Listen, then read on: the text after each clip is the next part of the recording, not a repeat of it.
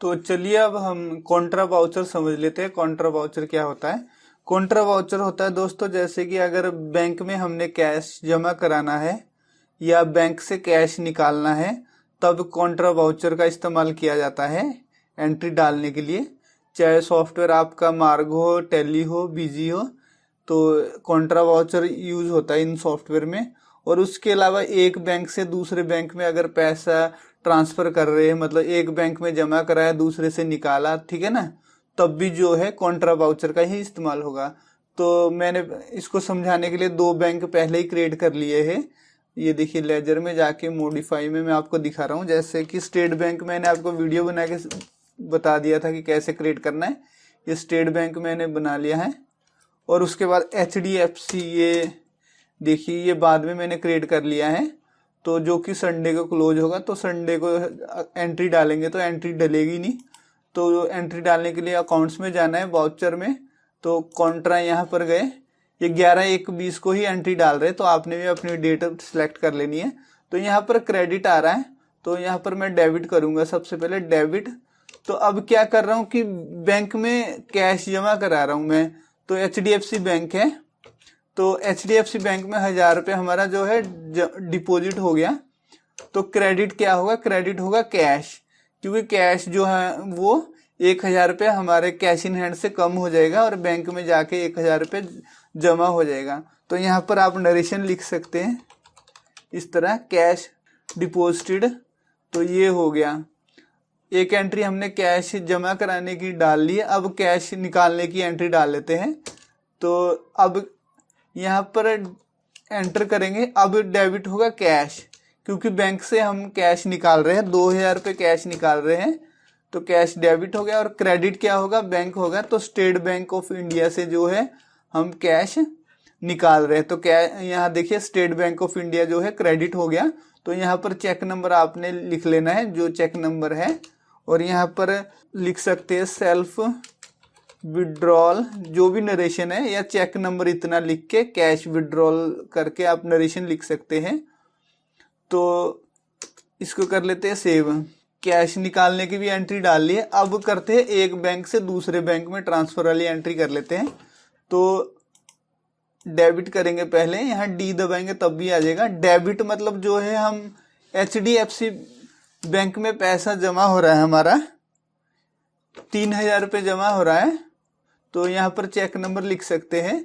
उसके अलावा जो पैसा निकल कौन से बैंक से रहा है? SBI से। SBI से जो 3000 रुपये निकल के हमारे HDFC बैंक में जमा हो जाएंगे, ठीक है ना। तो स्टेट बैंक ऑफ इंडिया से ट्रांसफर किया है HDFC बैंक को 3000 रुपये। तो यहाँ पर आप चेक नंबर लिख सकते हैं और नरेशन लिख सकते हैं, जिससे पता लग जाए आपको कि क्या हुआ है। लिख देते हैं SBI टू HDFC ट्रांसफर, ठीक है ना। तो सेव कर लेना इसको। अब देखिए यहाँ पर अब 12/1/20 को एंट्री करके देखते हैं, 12/1/2020। और यहाँ पे देखिए संडे आ गया, तो क्रेडिट ही रहने देते। जैसे HDFC बैंक किया, तो यहाँ पर देखिएगा एक मैसेज आएगा। ये देखिए एक मैसेज आया, और जो है एंट्री हुई नहीं, कि मतलब क्लोज लिख के आ जाता है कि संडे का क्लोज है, इसलिए एंट्री नहीं डलेगी संडे को। अब लेजर अकाउंट चेक कर लेते हैं। ऑल्ट दबा के L दबाना है, HDFC लिखा है HD, और एंटर करके लेजर खोल लीजिए। तो यहाँ पर ओपनिंग में हमारे पास 8000 रुपये थे। तो उसमें से क्या हुआ, 1000 रुपये जो है हमने जो कैश जमा कराया, तो बैलेंस हो गया 9000 रुपये। उसके बाद SBI से, स्टेट बैंक ऑफ इंडिया से 3000 रुपये हमें और आए, मतलब HDFC में जमा हुए।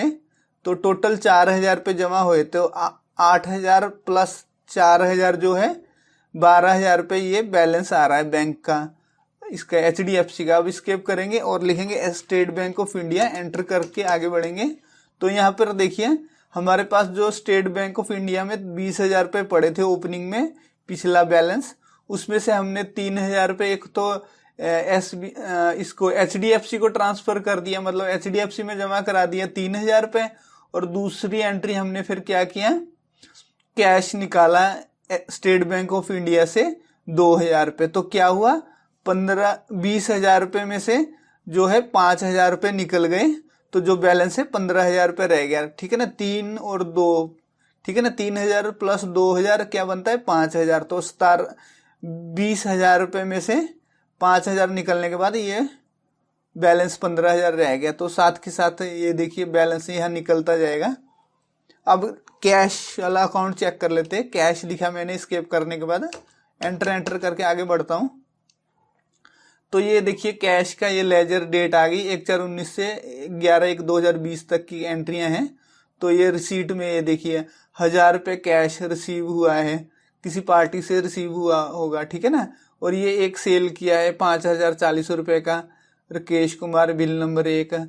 उसके बाद ये देखिए सेल्फ विड्रॉल, बैंक से पैसा निकाला था, जो सेल्फ की अभी हमने एंट्री डाली है, तो वो भी इधर रिसीट साइड में आ गया, डेबिट साइड में। तो ये देखिए टोटल जो है हमारे पास कितना हो गया, 8,040 रुपये। ये देखिए टोटल 8,040 रुपये बन गया ये रिसीट साइट में। और जो हमने कैश, ये देखिए पेमेंट भुगतान जो की है, एक तो 1,000 रुपये किया है ये वाला, और एक हमने ये 1,000 रुपये कैश डिपॉजिटेड, ये 1,000 रुपये हमने बैंक में जमा किए हैं। तो इस प्रकार से 2,000 रुपये कम हो गया।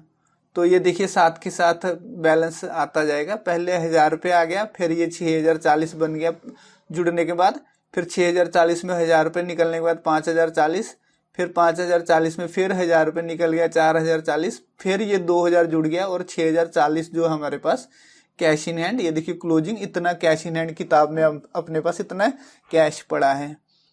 तो इस प्रकार आप जो है अपना कॉन्ट्रा वाउचर का इस्तेमाल कर सकते हैं।